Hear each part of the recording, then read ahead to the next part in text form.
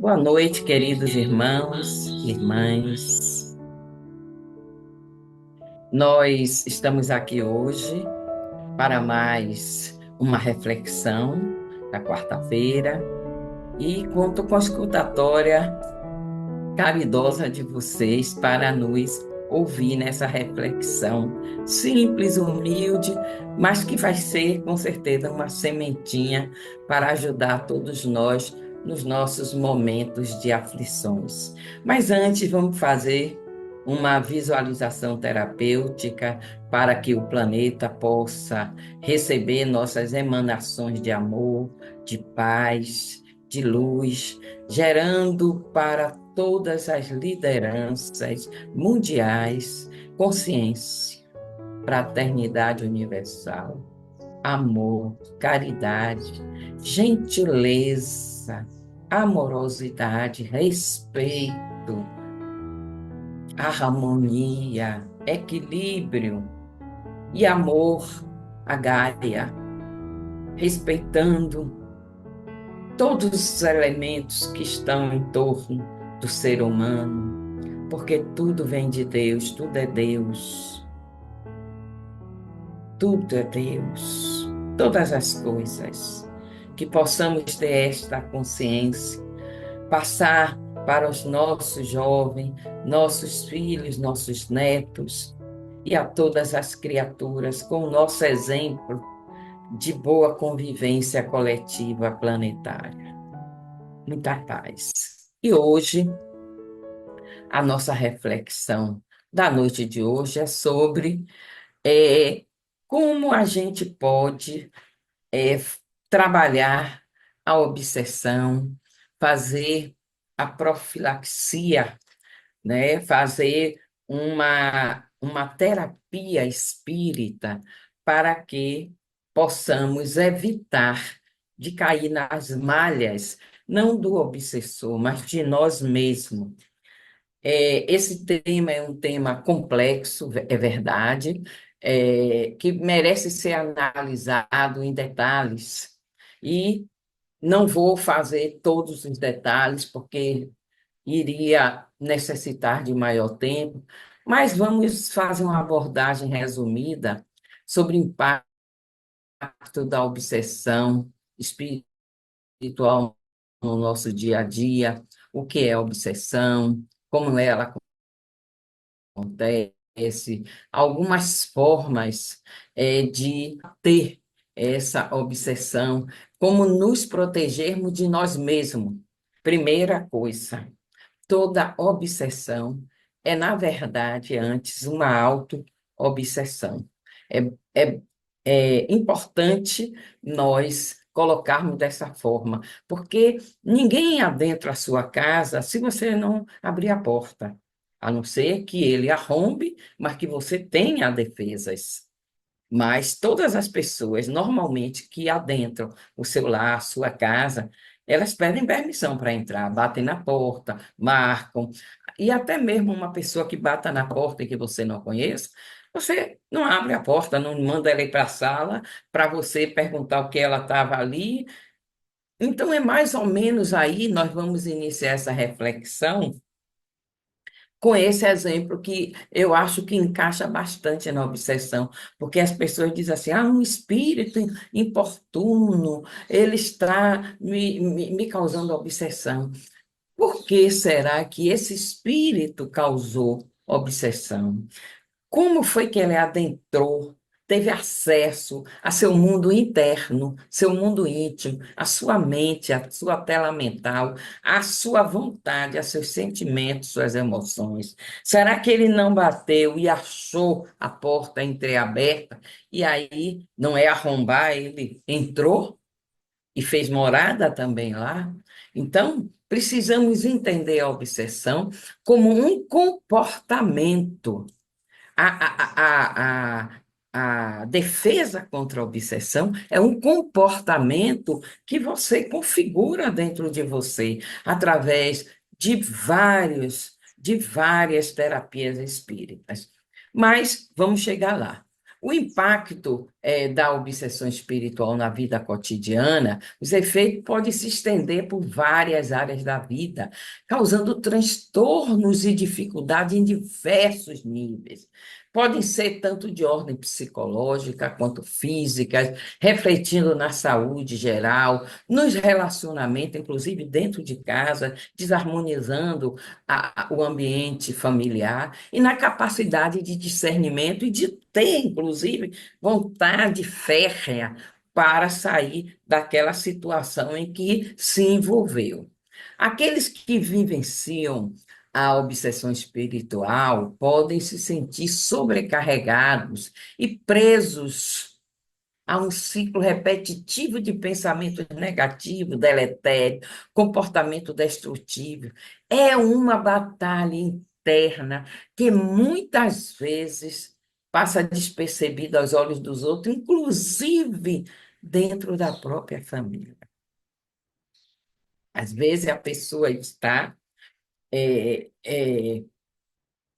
no seu estado de luta, de combate entre o mal e o bem, e a empatia pode ser uma luz no caminho escuro da pessoa que se encontra com a obsessão espiritual, porque vai proporcionar apoio, compreensão, afeto, consolo, encorajamento. Então, quando nós percebermos aquele comportamento diferenciado no jovem, na criança, no idoso, no adulto, no familiar, no colega de trabalho, no vizinho, nesse momento é fundamental nós envolvermos esta pessoa em oração. E se temos abertura para conversar, é bom que a gente possa, claro que não vai dizer, olha, estou sentindo que você está obsedado, não. Mas o que é que está acontecendo? Estou lhe sentindo um pouco triste, um pouco desanimado. O que é que está acontecendo? E a nossa ajuda é fundamental, principalmente para entender a obsessão, segundo a doutrina espírita, que ela pode ser compreendida como uma influência nefasta, negativa, de espíritos inferiores exercendo sobre as pessoas. Às vezes não é só espíritos inferiores, eu vou aí entrar numa complexidade um pouco maior, porque quando a gente afirma que a obsessão se caracteriza por uma interferência de uma mente sobre a outra, pode também acontecer de uma pessoa que a gente ama muito, amou muito, desencarnou e que não consegue sair, desenlaçar da matéria. Nós muitas vezes sofremos, atraímos o espírito com nossa saudade, com o nosso desespero, e aquele espírito, que não é um espírito nefasto, que não é um espírito inferior, que não é um espírito ruim, mas que ignora a sua situação. Agora, como espírito desencarnado, claro que ele também pode exercer influência sobre a pessoa familiar mais próximo e que tinha mais afeto, mais ligação. Então, quando se fala, pode ser compreendido sobre uma influência nefasta, é sobre a influência que é nefasta. Mas os espíritos, ele esse inferior se compreende filosoficamente como aquele que ignora o seu estado de espírito, aquele que ainda se arrasta, se influencia, se envolve por outras emoções de outras pessoas e não procura a sua libertação, a sua condição, entendeu? Para que não se caracterize como uma pessoa que está com uma simbiose. Eu não sei se dá para entender, mas é isso. A obsessão é uma interferência de uma mente para outra. E pode acontecer entre pessoas. Muitas vezes, grande número de encarnados estão obsediando seus semelhantes, geralmente movido por inveja, ciúme, ganância, maledicência, competição. Então, a obsessão pode acontecer de uma pessoa, de um espírito encarnado, para um espírito desencarnado. Entendeu? Principalmente como eu acabei de falar, na morte de um ente querido, muitas vezes a saudade, a dor, o despreparo para a perda causa aquela fixação mental que interfere na mente do desencarnado, dificultando muitas vezes sua adaptação ao novo ambiente em que se encontra, a seu novo caminho, que é o caminho espiritual. E não podemos também esquecer é, que o processo obsessivo pode ocorrer além das fronteiras materiais, quando os espíritos desencarnados exercem também uma influência nefasta, negativa, sobre outros espíritos que também são desencarnados. E isso nós temos na literatura clássica, muito exemplo disso, tanto sob a pena de Chico Xavier, Ivone Pereira do Amaral e outras pessoas que escrevem muito bem, Leon Denis e Zíbia Gasparetto e tantos outros que falam dessa abordagem dos espíritos, que pode ser de encarnado para desencarnado, desencarnado para encarnado, de encarnado para encarnado, de desencarnado para desencarnado. Essas são as formas, né? E a obsessão se manifesta de diversas maneiras e pode ter motivações variadas, desde vinganças resultantes de existências anteriores, normalmente são espíritos desencarnados para encarnado, até o simples desejo de provocar um sofrimento. Espíritos que vivem disso, de fazer, se comprazem em fazer o mal. O comportamento do obsediado e a forma como reage a essa influência podem, sem dúvida, intensificar ou mitigar a ação obsessiva. Vamos aí dar essa paradinha. Ora, nós acabamos de dizer que a obsessão, para mim, Mano diz uma frase curta, e para mim é uma das frases que eu, desde 12 anos de idade, que eu li isso num dos livros de Emmanuel, se eu não me engano, foi no Consolador, que marcou minha vida. Obsessão é uma questão de sintonia. Então, quando eu falo que quem tem responsabilidade sobre o comportamento obsessivo no processo de obsessão somos nós, eu estou dizendo que não se sinta vítima, porque você pode deixar de ser vítima. O que vai depender é como você age quando você se percebe que está sob interferência de um espírito, que é um espírito que está levando você a fazer, ter comportamentos, pensamentos que você normalmente não tem. Se você tem uma mente em que você procura equilibrar seu pensamento, em que você está sempre orando, meditando, fazendo visualizações terapêuticas, lendo bons livros, assistindo bons programas, você não tem como atrair esses espíritos. Não tem como, entendeu? Porque você está com a sua vibração sempre mantendo numa qualidade em que somente os bons espíritos vão poder se aproximar, porque eles não conseguem. Eu digo sempre assim: a pessoa chegou para mim e disse assim, eu fui para casa de praia e estava numa fase cheia de mosquito. Aí o rapaz disse assim: ah, a moça plantou citronela aqui. Vamos aproveitar, porque citronela é repelente contra mosquito, picada. É o repelente mais natural e eficaz. Nós temos que ter a nossa citronela, porque os mosquitos sempre vão chegar. Assim são os espíritos inferiores. Ah, porque está aqui, estou numa sintonia tipo intermediária, mediana, em que eu me mantenho fora do pensamento deles, eu tenho que fazer isso como uma rotina de vida. Tudo no universo é energia. Tudo no universo é energia. Nós somos energia, energia pura. O corpo físico é energia condensada, é energia materializada. Então, tudo é energia. E o que faz a lei da energia é a sintonia. É a sintonia. Então, é, existem espíritos que são muito inteligentes, espertos, e se disfarçam para melhor enganar, usando a confiança da vítima contra ela mesma. Então, pseudos espíritos que chegam e dizem assim, eu sou seu guia, ó, eu sou espírito tal, e a pessoa fé cega, estudo raso e cai na malha.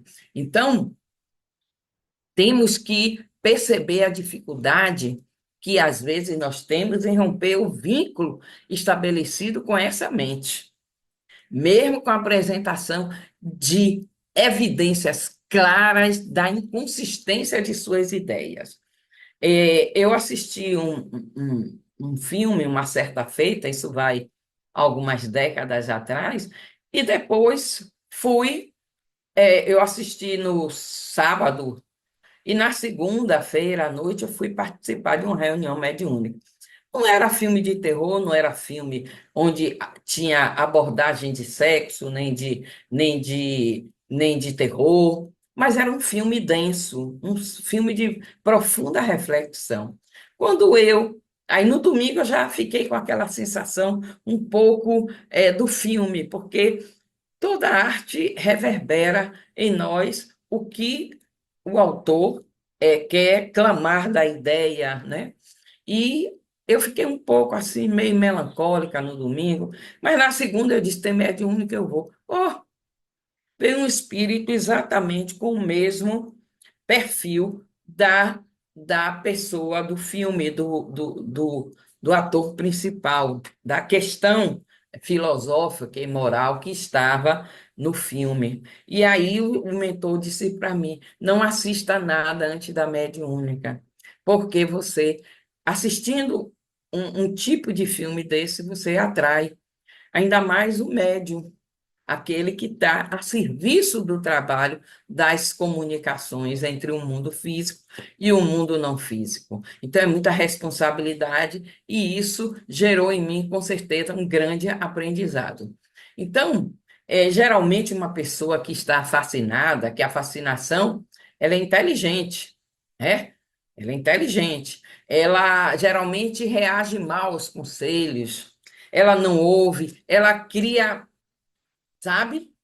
Aquela competição, você diz uma coisa, a pessoa rebate, mas ela não rebate só, ela rebate com um espírito maligno. Por quê? Porque ele não só quer destruir o seu pensamento, que é um pensamento em que você tem vontade, você usa livre-arbítrio, sua liberdade, você usa seus conhecimentos, os seus recursos, né, de fazer a sua profilaxia, mas ele quer rebater aquele que está com você, que muitas vezes é luz no seu caminho, está ali para dizer, olha, eu não estou falando isso porque eu estou achando ruim, não. Eu estou falando porque eu vim aqui para lhe ajudar. Então, são pessoas que estão na nossa vida e que são importantes, mas nós não pensamos nisso. Nós ficamos totalmente resistentes a qualquer aconselhamento. Então, é uma grande forma que os espíritos inteligentes fazem. Eles adoram ver polêmica, discussões, a pessoa falar uma coisa, aí você, não, isso. E esse comportamento denota. Uma certa feita, um casal me procurou, mas eu e minha esposa, a gente se ama, a gente se respeita, mas a gente vive brigando por bobagem. Agora está na marca do café. Aí o mentor amigo, o amigo espiritual soprou nos meus ouvidos. Eles não estão a dois, eles estão a quatro. Ou seja, existiam dois espíritos. Eles se combinaram, um dela e o outro dele, para fazer a discórdia, para destruir, para empatar. E não é só destruir como a gente pensa, de fazer separação, não. é de fazer com que fique improdutivo o tempo que vocês têm para viver amor, para viver paz, para viver harmonia. Por quê? Porque eles querem perda de tempo. Aí quando acontece o desenlace, oh meu Deus, por que eu não fui mais compreensivo? Por que eu não fui mais amoroso? Porque eles aí sorriem, porque para ele isso é vitória. Então, existe também a subjugação, mas não vou entrar na subjugação. Vamos ver como vencer essa luta contra a obsessão espiritual, esse mal invisível, mas que todos nós temos em algum momento esse combate, que é um bom combate. Ora, eu sempre ouvi o amigo espiritual dizer: se você tem uma dificuldade com a alimentação, e mesmo que você seja alguém que seja uma pessoa do bem, que faça o bem, que procure fazer o bem, os adversários que não querem que o bem vença, eles vão atuar nessa sua dificuldade em fazer uma dieta, em ter uma alimentação saudável. Ele vai lhe estimular o tempo inteiro o paladar para coisa, vai colocar na sua mente, ó, sai agora, vai comer uma pizza, ó, sai agora, vai comer uma acarajé, ó, sai agora, vai fazer isso. Os espíritos não inventam as nossas fraquezas, eles só aumentam as nossas dificuldades, as nossas imperfeições.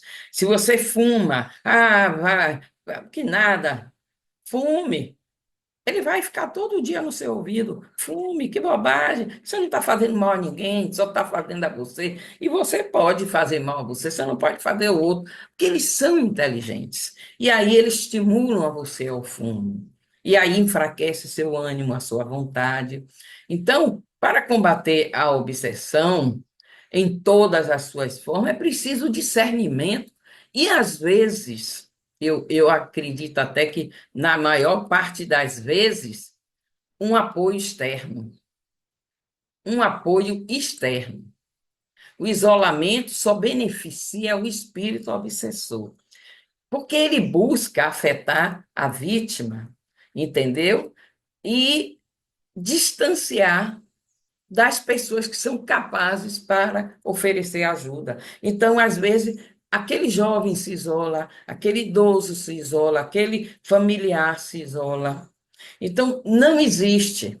Eu sempre ouço os irmãos espirituais, amigos espirituais, dizerem que não existe fórmula mágica ou rituais materiais para o afastamento desses obsessores, entendeu? Inclusive, e aqui eu vou fazer um parêntese, às vezes a pessoa manda para o WhatsApp do atendimento espiritual do centro, eu estou sentindo que a pessoa percebe, estou percebendo que estou sofrendo influência espiritual, que não estou bem, estou assim, assim, assim.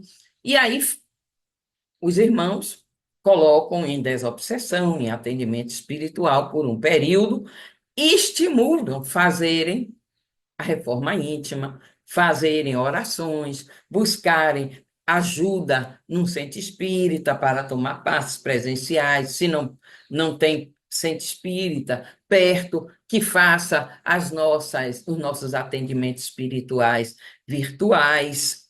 E aí a pessoa manda para mim, estou ótimo, graças a Deus, obrigada, casa de Jesus. Lá um tempo passa, a pessoa, voltou tudo de novo. Tem que botar uma coisa mais forte.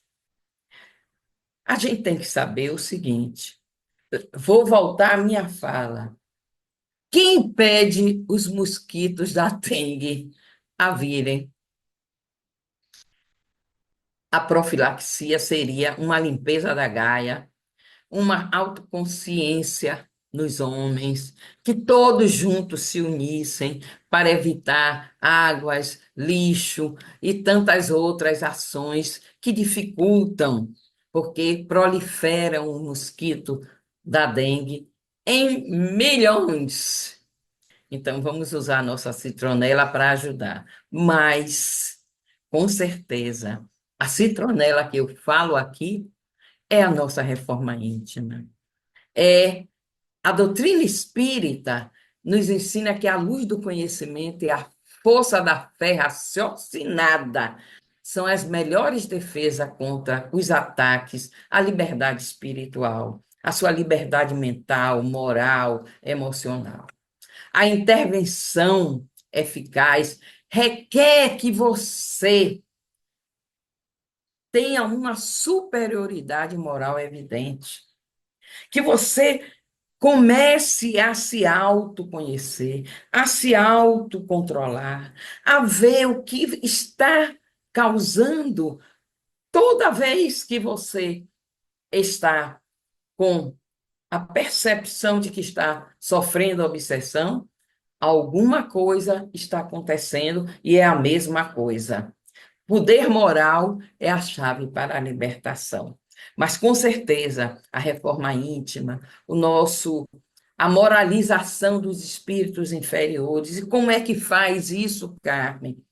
A obsessão, para combater a obsessão, é a orientação moral aos espíritos inferiores, oferecendo bons conselhos, oração, é, falando até em arrependimento. Se eu fiz alguma coisa em outra vida, eu peço a você que você me perdoe.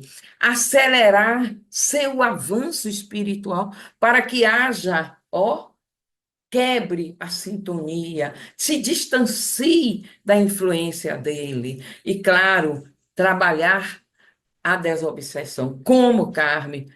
Ou você vai no centro presencial, ou nós temos quarta e quinta e domingo os nossos atendimentos espirituais. Tem o centro, o WhatsApp do centro para você fazer a desobsessão. E que, com certeza, aliado a tudo isso, você tem que cumprir o seu processo de libertação, que é intransferível, individual e maravilhoso, porque você se liberta e liberta quem estava preso também a você. Então, nós dizemos a vocês que, com certeza, essa é a forma que nós temos em cuidar da gente. Então, eu vou estudar, mas eu preciso me estudar. Eu posso ler sobre a obsessão, eu posso estudar sobre essa intervenção, essa interferência de outras mentes sobre mim, seja encarnado ou desencarnado, mas eu tenho que saber. A lição é: eu também preciso melhorar o padrão de meus pensamentos, dos meus sentimentos, das minhas atitudes, e eu preciso fazer com que esse processo de libertação se realize. Então, eu preciso me melhorar, eu preciso buscar aonde eu preciso, fazer mesmo o checklist. Então, é isso que nós gostaríamos de falar para vocês. Hoje, o nosso assunto é esse, entendeu? Que vocês possam. Foi uma reflexão. Tem muita coisa ainda que eu não falei sobre os tipos de obsessão simples, a obsessão qualificada, a obsessão coletiva, individual, subjugação, fascinação, subjugação. Ainda tem muita coisa que eu não falei, mas eu acho que não cabe aqui entrar agora nesses detalhes todos. Eu acho que quando a gente já sabe o que fazer para não ter, a gente não precisa nem saber que tipos tem, porque a gente já vai estar pronto para avançar no nosso processo de libertação moral e espiritual. E agora vamos para o atendimento espiritual. Olá, meus irmãos. Vamos agradecer a nossa irmã Carmen pelas reflexões da noite de hoje. e vamos nos preparar para o nosso atendimento espiritual. Vamos sentar comodamente, vamos colocar a nossa água para ser fluidificada, vamos estar receptivos a esse atendimento. Para isso, vamos sentar comodamente, vamos fechar os nossos olhos, vamos fazer o exercício da respiração, sentindo a presença dos atendentes que vão chegando mais próximos a nós.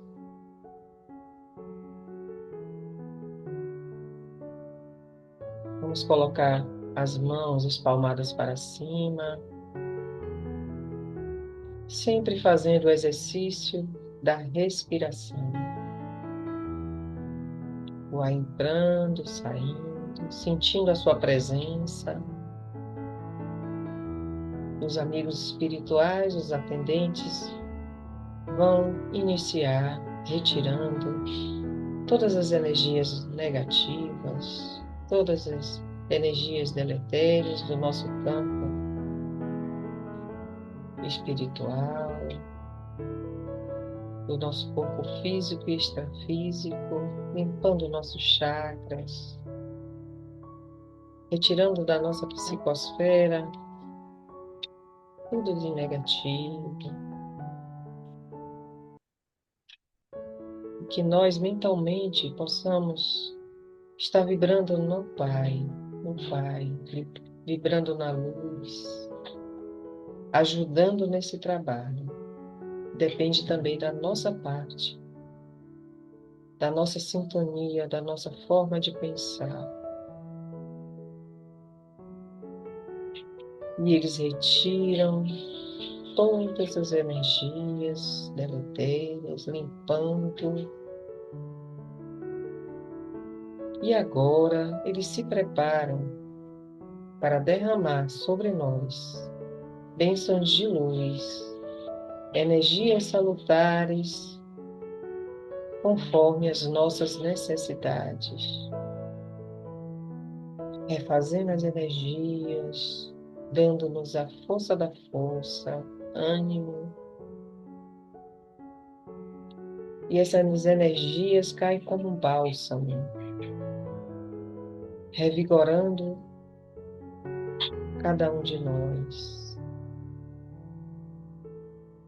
revigorando as nossas forças. Inspire, sinta a presença de Deus. Inspire mais uma vez, sinta a presença de Mãe Maria.